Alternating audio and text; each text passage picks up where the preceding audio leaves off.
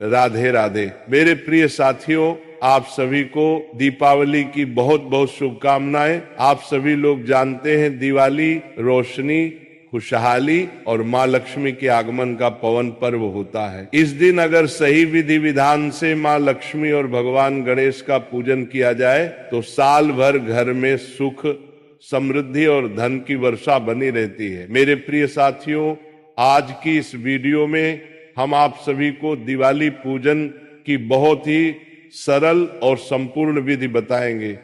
तो देखिए, हमारे हिंदू धर्म में दीपावली का त्योहार सबसे बड़ा त्योहार माना जाता है और दीपावली के दिन लक्ष्मी जी का पूजन भी किया जाता है कि हमें लक्ष्मी जी का पूजन कैसे करना चाहिए, कौन सा मंत्र बोलना चाहिए और पूजा विधि के तुरंत बाद कौन सा उपाय करना चाहिए ताकि माँ लक्ष्मी का निवास स्थायी रूप से हमारे घर में बना रहे। तो देखिए महाराज, दीपावली के दिन शाम के समय में हमें इस पूजन को करना होता है। शाम के समय नहा धोकर स्वच्छ वस्त्र धारण करके सबसे पहले आप एक चौकी लगा लें। महाराज ध्यान रहे कि चौकी आप इस प्रकार से लगाएं कि आपका जो मुख है वह उत्तर दिशा की ओर होना चाहिए। अगर उत्तर दिशा की ओर मुख ना कर पाए तो उत्तर दिशा की ओर मुख करके आपको इस प्रकार से एक चौकी लगा लेनी है और चौकी के ऊपर लाल रंग का वस्त्र बिछा लेंगे। अब इसके ऊपर हम लक्ष्मी जी और गणेश जी का एक पोस्टर लगाएंगे। महाराज, इस तरह के पोस्टर आपको मार्केट में बड़े ही आसानी से मिल जाएंगे और ये बहुत ही ज्यादा महंगे भी नहीं मिलते हैं। 10 से 20 में बड़े ही आसानी से आपको मार्केट में कहीं भी मिल जाएंगे। और अब चौकी के ऊपर हम गणेश जी और लक्ष्मी जी की जो नई प्रतिमा या मूर्ति लेकर आए हैं उन्हें स्थापित करेंगे और विराजमान कर देंगे। मूर्ति नहीं लेकर आए हैं तो पहले से जो आपके घर में गणेश जी, लक्ष्मी जी की मूर्तियां हैं उन्हें भी स्थापित कर सकते हैं। साथियों, इसके बाद में सुपारी के रूप में हम भगवान विष्णु को यहाँ पर विराजमान कर देंगे। महाराज, अगर आपके पास में भगवान विष्णु जी की मूर्ति या फोटो कुछ तो आप उन्हें भी विराजमान कर सकते हैं। महाराज, ये बात भी आप जानते होंगे कि सोना और चांदी माँ लक्ष्मी का ही प्रतीक होता है। तो सोने चांदी की जो भी चीज आपने धनतेरस के दिन खरीदी है उन्हें आप पूजा स्थान पर रख दें और नया कुछ नहीं लिया है तो पहले से हो सोने चांदी की, उन्हें भी आप रख सकते हैं। मेरे प्रिय साथियों, इसी के साथ हम कुछ पैसे भी रख देंगे क्योंकि जो धन पैसा होता है इसे भी माँ लक्ष्मी का ही स्वरूप माना जाता है। और साथ ही में धनतेरस के दिन अगर आपने कोई बर्तन वगैरह खरीदा है तो उसे भी हम यहीं पर रखने के लिए, इन सभी का हमें पूजन करना होता है।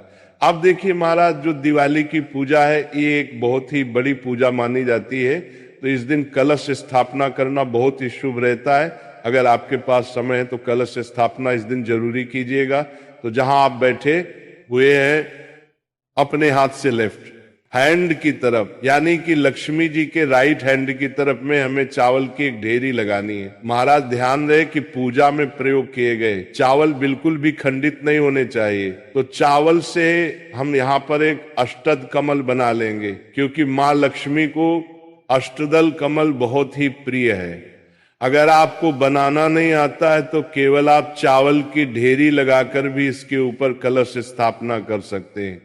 इसमें हम पूर्ण रूप से जल और गंगा जल भर लेंगे और इसके ऊपर में स्वास्तिक बनाकर रख लेंगे।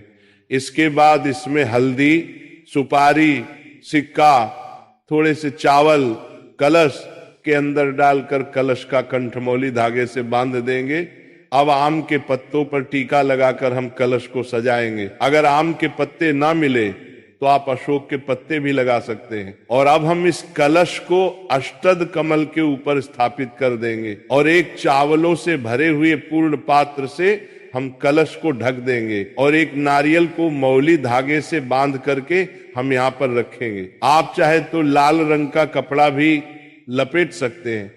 अब नारियल का मुख अपनी ओर रखते हुए हम कलश के ऊपर इस नारियल को रख देंगे और इस तरह से हमारे कलश की स्थापना हो जाएगी। अब हमें अखंड दीपक जलाना है, तो इसके लिए हम यहाँ पर चावलों से स्वास्तिक बनाएंगे। और महाराज आप स्वास्तिक बनाना ना चाहे तो आप थोड़े से चावलों की ढेरी लगाकर उसके ऊपर भी अखंड दीपक जला सकते हैं, जो कि माँ लक्ष्मी और भगवान विष्णु को अत्यंत ही प्रियगत घर है। और ये पाती अखंड दीपक देवी देवताओं को तुरंत ही प्रसन्न करता है। इस प्रकार से चावलों के ऊपर में एक बड़ा दिया जलाया जाता है। ये अखंड दीपक जो होता है ये दिवाली की पूरी रात जलता रहता है, और इस दीपक में घी या सरसों का तेल भरा जाता है। तो इस प्रकार से हम दीपक लेंगे और दीपक जलाकर प्रार्थना करेंगे कि हे माँ लक्ष्मी, आज मैं आपका पूजन करने जा रहा हूं या कर रही हूं, आप मेरी पूजा को स्वीकार करें, कोई गलती रह जाए तो मुझे क्षमा करें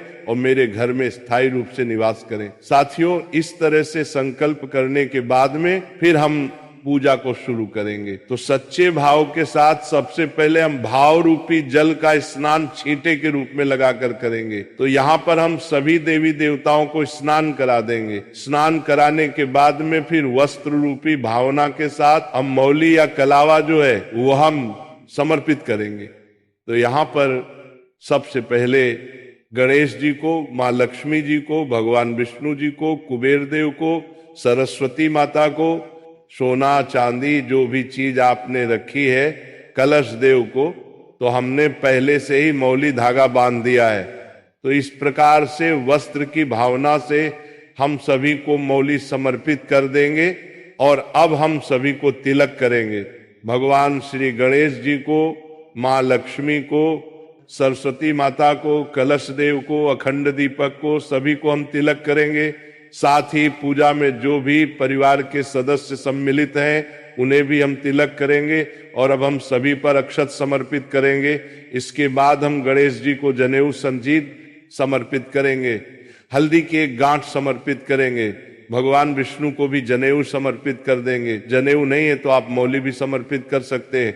इसके बाद हम सभी को पुष्प समर्पित करेंगे। भगवान श्री गणेश जी पीले रंग का पुष्प समर्पित करेंगे। लक्ष्मी को इस दिन अगर हो सके तो आप कमल का पुष्प जो फूल है वह जरूर ही चढ़ाएं या गुड़हल का पुष्प समर्पित कर सकते हैं। माँ लक्ष्मी को लाल रंग अत्यंत ही प्रिय है और इसी के साथ में विष्णु जी को भी हम पीले रंग का पुष्प समर्पित करेंगे। कलश देव को भी हम पुष्प समर्पित जाना जाता है, क्योंकि समुद्र मंथन से माँ लक्ष्मी और कौड़ी दोनों का ही जन्म हुआ था। इसी के साथ में 5 गोमती चक्र हम ले लेंगे। महाराज गोमती चक्र में चक्रनुमा आकृति दिखाई देती है, इसे गोमती चक्र कहा जाता है। इन्हें ले लेंगे। इसी के साथ में 5 कमल नोक गट्टे रखें। मार्केट में बहुत आसानी से मिल जाते हैं। लक्ष्मी चक्र भी मिलता है, उसे भी आप ले सकते हैं। इसी के साथ सुपारी भी समर्पित कर दीजिएगा। और अब इसके बाद में हम सब सप्तधान समर्पित करेंगे, यानी कि 7 प्रकार के अनाज इस दिन समर्पित किए जाते हैं। साबुत अनाज के लिए हम समर्पित करेंगे। तो यहाँ पर आप गेहूं, बाजरा, जौ, चावल, चना, मूंग, धनिया इत्यादि 7 प्रकार की चीज समर्पित करेंगे। सप्तधान समर्पित करना बहुत ही शुभ माना जाता है, तो दीपावली को आप सप्तधान जरूर ही समर्पित कर दीजिएगा। और इन सप्तधान में धनिया हमने रख दिया है, तो इसीलिए आपको अलग से धनिया समर्पित करने की आवश्यकता नहीं है। तो इस प्रकार से हम सप्तधान समर्पित कर देंगे मेरे प्रिय साथियों। इसके बाद में हम भोग के स्वरूप में कोई भी मिठाई समर्पित करेंगे। आप चाहे तो घर की मिठाई ले सकते हैं या आप चाहे तो मार्केट से बनी हुई मिठाई भी ले सकते हैं। और इसके बाद दिन फल जरूर ही समर्पित करने चाहिए। तो आप कोई भी फल समर्पित कर सकते हैं। और इसी के साथ कई लोग इस दिन पंचमे का भोग भी समर्पित करते हैं। सबसे ज्यादा जरूरी है इस दिन खील बताशे का भोग, तो ये भोग आप जरूर समर्पित कीजिएगा, क्योंकि खील बताशा मान लक्ष्मी को अत्यंत ही प्रिय है। तो हम यहाँ पर सभी को थोड़े थोड़ी मात्रा में खीर बताशे का भोग समर्पित करेंगे। और जो बर्तन आप नया खरीद कर लाए हैं उसमें भी थोड़ी मात्रा में खीर बताशा जो है वो हम छिड़केंगे। और अब इसके बाद में 2 पान के पत्ते हमें लेने हैं। 2 पान के पत्ते ना मिल पाए तो 1 पान का पत्ता भी आप ले सकते हैं। माँ लक्ष्मी को अत्यंत ही प्रिय होता है। पान के पत्ते के ऊपर जो भी चीज आपने भोग के रूप में चढ़ाई है वे सभी चीज थोड़ी थोड़ी मात्रा में आप इसके ऊपर रख दीजिएगा। और अब हम इसे मां लक्ष्मी को भोग के रूप में समर्पित कर देंगे और फिर हम 1 लोटा जल समर्पित करेंगे। यथासंभव दक्षिणा समर्पित कर देंगे। दक्षिणा पूजा में रही कमियों को दूर करने के 4 तार लिए चढ़ाई जाती है। और इसके बाद में दिवाली की कथा अगर आपके यहाँ पर सुनी जाती है तो इस प्रकार से आप कथा को सुन सकते हैं। अगर आपने व्रत किया है तो भी आप कथा सुन सकते हैं, व्रत नहीं किया है तब भी कथा को सुन सकते हैं। अगर आप दीपावली की कथा सुनना चाहते हैं तो हाथ में थोड़े से खील बतासे से लेकर हम दिवाली की कथा सुन लेंगे। और अगर आप कथा नहीं सुनते हैं तो इस पाठ को स्किप कर दीजिएगा। यहाँ पर हम दिवाली की कथा सुनकर जो खील बतासे हैं वह लक्ष्मी माता जी के चरणों में समर्पित कर देंगे। इस तरह से हमें कथा सुन लेनी है। और इसके बाद हम बहुत सारे दी जलाते हैं। तो देखिए, दीपावली के दिन मिट्टी के दी जलाए जाते हैं, तेल घी सरसों के तेल से ये दी जलाए जाते हैं। तो इस दिन आप चौकी के पास में ही इन सभी दो को रखकर जला लें। और लक्ष्मी माता का जब भी आप पूजन करें तो धूप बत्ती जरूर ही जलाएं। लक्ष्मी माता को सुगंध अत्यंत ही प्रिय है तो धूप हम जरूर ही दिखाएंगे, फिर हम आरती करेंगे। तो देखिए, हमारे यहाँ पर लक्ष्मी माता की, भगवान श्री गणेश जी की बड़ी ही धूमधाम के साथ आरती की जाती है। तो अखंड जो दीपक है उसे हमें नहीं उठाना है। इसके अलावा कोई एक छोटा दीपक आप जलाएं, उसे अच्छे से सजा लें और इसके बाद सबसे पहले भगवान श्री गणेश जी की और उसके बाद माँ लक्ष्मी की आरती हम करेंगे। बड़ी ही प्रेम भाव के साथ आप इस आरती को पूर्ण कीजिएगा और इसके बाद हाथ जोड़कर पूजा में रही कमियों के लिए माता रानी से क्षमा याचना करेंगे और अपने घर में लक्ष्मी जी को निवास करने के लिए प्रार्थना करेंगे, उनके आगमन के लिए स्वागत करेंगे। लक्ष्मी के बीज मंत्र का 108 बार जप भी कर सकते हैं। मंत्र है ओम ह्रीम श्री लक्ष्मी नमः। इस मंत्र का 108 बार जाप करें या आप चाहे तो 5, 11 या 21 बार भी जप कर सकते हैं। और इसके बाद में खील यानी कि जैसे धान कहा जाता है, धान, इसे हम माँ लक्ष्मी के ऊपर वर्षा करते हुए दोनों हाथों से समर्पित करेंगे। महाराज, परिवार के सभी सदस्य धान की वर्षा जरूर करें और इस प्रकार से धन वर्षा के बाद में हमारी जो पूजा है वह संपूर्ण मानी जाती है। तो हमारी पूजा पूर्ण हो गई है और अब इसके बाद में हम लक्ष्मी पोटली बनाएंगे। देखिए, बाद में पूजा के बाद, इसके बाद साथियों, जब भी आपको समय मिल जाए, आप चाहे तो पूजा के तुरंत बाद भी बना सकते हैं या आधा घंटा, 1-1.5 घंटा, जब भी आप फ्री हो जाए, रिलैक्स हो जाए, उसके बाद में आप इस लक्ष्मी पोटली को जरूर ही बनाइएगा। इसे बनाने के लिए सबसे पहले आप चाहे तो कोई एक लाल रंग का कपड़ा ले लीजिए या फिर आप कोई पोटली ले लीजिए। तो हम लाल रंग का कपड़ा लेंगे और इसके ऊपर हमने जो जो भी माता लक्ष्मी जी को समर्पित किया है वो आपको इसके ऊपर रखना है। जैसे कि 5 गोमती चक्र, 5 कौड़िया, 5 कमल गट्टे, आप चाहे तो दूध की संख्या में भी ले सकते हैं। सुपारी रख लीजिएगा और हल्दी की गांठ भी यहाँ पर रखना है और इस तरीके से। और यहाँ पर हमने जो चांदी का सिक्का लिया था वह भी रख लें।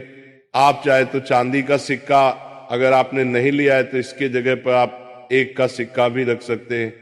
और अब लक्ष्मी प्राप्ति का बीज मंत्र बोलते हुए हम इसकी गांठ बांधेंगे। ओम ह्रीम श्रीम लक्ष्मी नमः। इस मंत्र को बोलते हुए गांठ बांधकर इस पोटली को ले जाकर आपके धन वाले स्थान पर, जहां आपकी तिजोरी है, पैसा रुपया गहना जहां भी आप रखते हैं पूरे साल के लिए, इस पोटली को ले जाकर वहां पर रख दीजिएगा।